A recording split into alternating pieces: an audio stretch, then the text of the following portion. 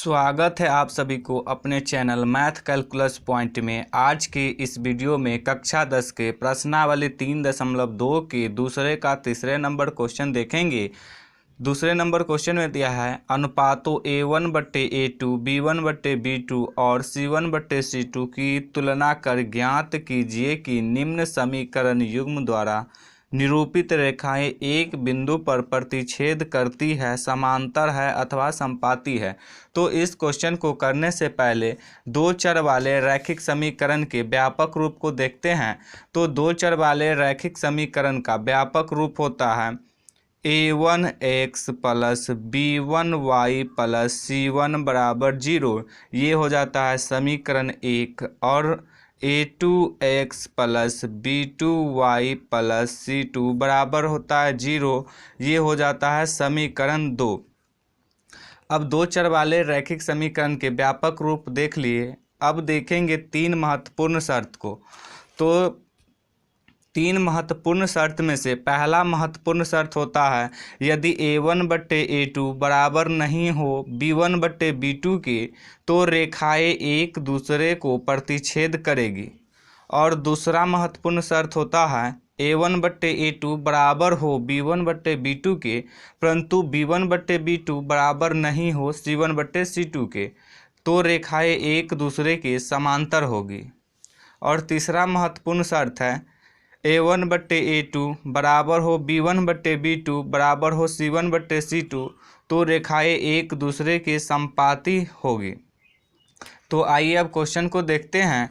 तो दूसरे के तीसरे नंबर क्वेश्चन में दिया है 6x - 3y प्लस 10 बराबर 0, 2x - y प्लस 9 बराबर 0।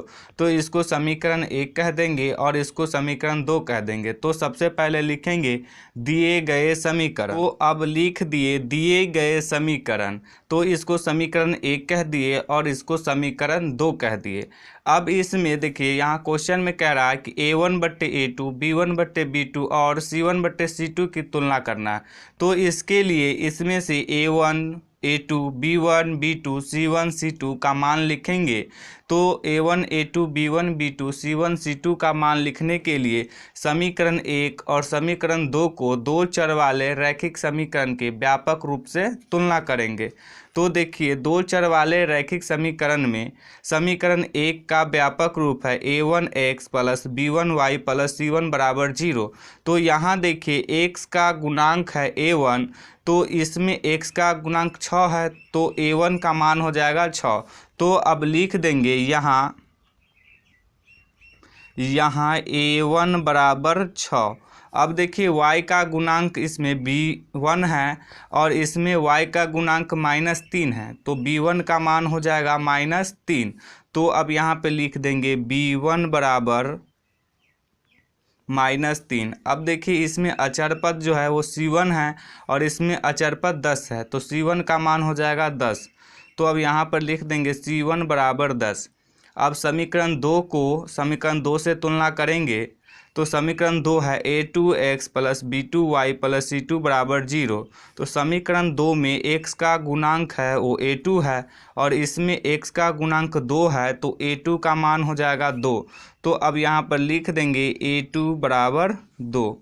अब देखिए समीकरण 2 में y का गुणांक है B2, तो इसमें y का गुणांक इधर कुछ नहीं तो 1 है -1। तो अब यहाँ पे लिख देंगे B2 बराबर -1। अब देखिए समीकरण 2 में अचर पद C2 है और इसमें अचर पद 9 है तो C2 का मान हो जाएगा 9। तो C2 बराबर लिख देंगे 9। अब देखिए यहाँ पे इसको बट्टा के रूप में लिखेंगे A1/A2, B1/B2, C1/C2। तो लिख देंगे तो लिख दिए अब इसमें को बट्टा के रूप में लिखेंगे तो A1/A2। अब देखिए A1 का मान 6 है और A2 का मान 2 है तो A1 के जगह पे 6 लिख देंगे और A2 के जगह पे 2 लिख देंगे। अब देखिए इसको काट सकते हैं तो काट देते हैं, 2 एकम 2 हो जाएगा और 2 तिया 6 हो जाएगा। तो A1/A2 का मान आ गया 3/1। अब B1/B2 का मान निकालेंगे तो यहाँ पर लिखेंगे B1/B2। अब देखिए B1 का मान -3 है और B2 का मान -1 है तो B1 के जगह पर लिख देंगे -3 और B2 के जगह पर लिख देंगे -1। अब देखिए माइनस से माइनस कैंसिल हो जाएगा। अब ये हो जाएगा 3/1। अब C1/C2 का मान निकालेंगे तो यहाँ पर लिखेंगे C1/C2। C1 का मान 10 है तो यहाँ पर लिख देंगे 10, और C2 का मान 9 है तो C2 के जगह पर लिख देंगे 9। अब देखिए ये कटने वाला नहीं है तो इसको अब नहीं काटेंगे। तो यहाँ देखिए 3/1 ये दोनों बराबर है, परंतु 10/9 इसके बराबर में नहीं होगा। तो अब यहाँ पर लिख देंगे 3/1 बराबर 3/1 बराबर नहीं है 10/9 के। अब देखिए A1/A2 का मान था 3/1, तो यहाँ पर लिख देंगे A1/A2। अब बराबर 3/1 B1/B2 का भी मान है तो यहाँ पर लिख देंगे B1/B2। अब बराबर नहीं है, यहाँ देखिए 10/9 C1/C2 का मान है तो यहाँ पर लिख देंगे C1/C2। अब देखिए ये दूसरा महत्वपूर्ण शर्त पे जा रहा है। तो दूसरा महत्वपूर्ण शर्त था यदि A1/A2 बराबर हो B1/B2, परंतु B1/B2 बराबर नहीं हो C1/C2 के, तो रेखाएं एक दूसरे के समांतर होगी।